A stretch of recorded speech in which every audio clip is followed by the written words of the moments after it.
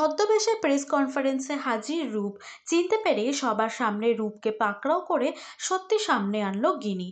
জি বাংলার ইচ্ছেপুতুল ধারাবাহিকে বর্তমানে চলছে টান টান উত্তেজনার পর্ব।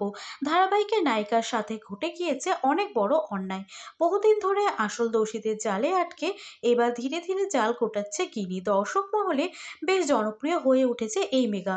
বর্তমান গল্প অনুযায়ী আসল সত্যিটা সবার সামনে নিয়ে আসার প্রতিজ্ঞা করেছিল গিনি। সে যা যা তথ্য পেয়েছে সবটাই প্রেস কনফারেন্সে মিডিয়াকে তুলে দেওয়ার সিদ্ধান্ত নিয়ে ফেলে এবং সেই কথা মেঘের বাবা অনিন্দবাবুকে জানায়। সেই কনফারেন্সে আসার জন্য মেঘকে রাজি করান অনিন্দবাবু। ধারাবাহিকে গতকালের পর্বে দেখা গিয়েছে আগের থেকে অনিন্দবাবু মধুমিতাকে শক্ত হতে বলেন, আর কিছু বলার আগে মধুমিতা বলেন সে বুঝতে পেরেছিল এই সব কিছুর পিছনে রয়েছে ময়ূরী, কিন্তু প্রমাণের অভাবে কিছু বলতে পারেনি। অনিন্দবাবু বলেন যা হবে সব ভালো হবে, মেঘ ময়ূরী দুজনে নতুন করে শুরু করবে। অন্যদিকে প্রেস কনফারেন্সে একে একে চলে আসে মিডিয়া, পুলিশ সহ অন্যান্য ব্যক্তিরা, কিন্তু নীল গিনিকে বলে রূপ কি আদৌ আসবে। গিনি বলে তার থেকে রূপকে ভালো আর কেউ চেনে না।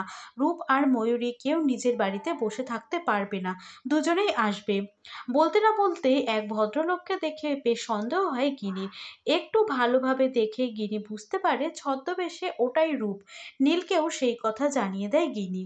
নীল বলে এমনভাবে ছদ্মবেশে এসেছে যাতে কেউ চিনতে না পারে।